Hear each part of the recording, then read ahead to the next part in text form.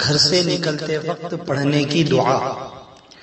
اس دعا کا فائدہ یہ ہے کہ عام طور سے انسان جب بھی گھر سے نکلتا ہے تو کسی نہ کسی مقصد سے نکلتا ہے اور اس کو پورا کرنے میں اسے دشواریاں اور پریشانیاں بھی پیش آتی ہیں۔ ایسے حالات میں اپنے جائز مقاصد کو حاصل کرنے اور ہر قسم کے شیطانی اور انسانی رکاوٹوں سے حفاظت کے لیے ان دعاؤں کا اہتمام کرنا چاہیے۔ پہلی دعا پڑھنے سے انسان کے کاموں کو بنا دیا جاتا ہے اور شیطان سے اس کی حفاظت کر لی جاتی ہے۔ دوسری دعا پڑھنے سے ہر قسم کے شر اور فتنوں سے حفاظت ہو جاتی ہے۔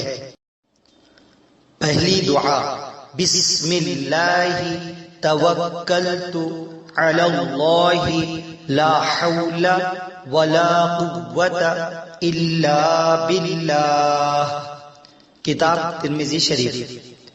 دوسری دعا: اللہم انی اعوذ بک ان اضل او اضل او ازل او ازل او اظلم او اظلم او اجہل او یجہل علی، کتاب ابو داؤد اور کتاب طبرانی۔